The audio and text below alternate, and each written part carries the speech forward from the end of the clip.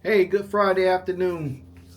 Hey, I got a video today on a plan that I got from the nutritionist. I went there a couple of days ago. I forget what day it was, but this eating plan, is actually designed for hypertension.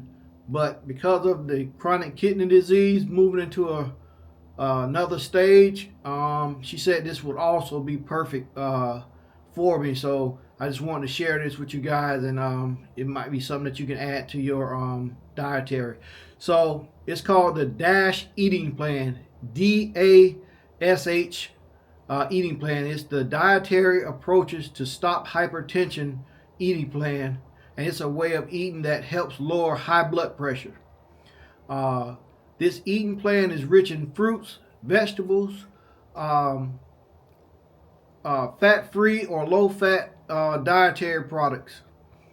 It also emphasizes intake of other heart-healthy foods such as whole grains, fish, poultry, and nuts. The plan also is low in red meats, sweets, added sugars, and sugary beverages. And that's something that I've been tracking ever since. I've done it for a while, but sometimes I get off a track. But I have been going back to those labels, making sure that um, I'm buying stuff that doesn't have any added sugar to it. So that's kind of key to this also. And due to the foods encouraged and the foods that are limited, the D.A.S.H diet is low in sodium, total fat, and saturated fat, cholesterol, and added sugars. This eating plan is rich in potassium, magnesium, and calcium, as well as protein and fiber. So, people following the D.A.S.H eating plan who also lowered their sodium intake further reduced their blood pressure and compared to a low sodium diet alone. So this plan actually is pretty good at lowering your blood pressure, especially if you like borderline. Um, and that's just like, I dropped my paper down here. Hold on one second. And here's the reason why she wanted me to do this plan, because that chronic kidney disease progressed to another stage, and what they found was high blood pressure, and I'm tracking it right now. I don't have, but these are three things that will speed it up: high blood pressure, poorly managed diabetes, and high levels of protein in the urine. And I had, when my blood work came back, I had two out of those three things. So I had to do something drastic, like right now. So that's why I'm doing this plan. Uh, Now, you also can get this plan at www.nutrition.va.gov. And, the plan actually not that bad with the foods that you can allow to eat, such as your grains and other grain products like whole wheat or whole grain versions of bread rolls, pasta, English muffin, pita breads, your bagels or breakfast cereal. You can actually have grits, oatmeal, brown rice, unsalted pretzels, and air pop popcorn. So that's just the grains part of it, which just gives you a major source of energy. Um, I'm not going to do the serving sizes because it's just too much on there, but it's saying that you should have 6 to 8 servings per day of these grains and grain products. And then also on the vegetable side, you got your broccoli, your carrots, your cauliflower, your green beans, peas, potatoes, sweet potatoes, and tomatoes. So you got a big variety of vegetables that you can work with, and you got a rich source of potassium, magnesium, and dietary fiber, from those vegetables. And then on the fruit side, there's a lot of different fruits you can go with. You have your apples, your apricots, you got your bananas, mangoes, different melons, oranges, peaches. You got your pineapples. That's one that I kind of like. I like pineapple. Um, And then also you got your fat-free or low-fat milk products like reduced fat cheese, uh, uh, buttermilk, frozen yogurts. So those are some of the dairy products. There's a few more on there. Then you got your it also talk about lean meats like your fish, poultry, and then and like with the chicken, they say it remove the skin from the chicken, and and they prefer that you broil your meat, roast it or grill it instead of frying it in the grease. So that's kind of standard there, um, which will give you a rich source of protein and magnesium. And then, as far as your nuts and seeds, you got your almonds, hazelnuts, mixed nuts, sunflower seeds, peanuts, kidney beans, split peas. So there's a lot of different things there, as far as different types of nuts and seeds that you can have.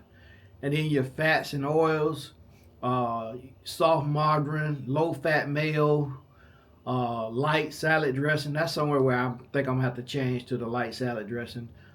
Vegetable oils. You got your canola oil, olive oil, avocado, and corn, and it's a staff flour oil.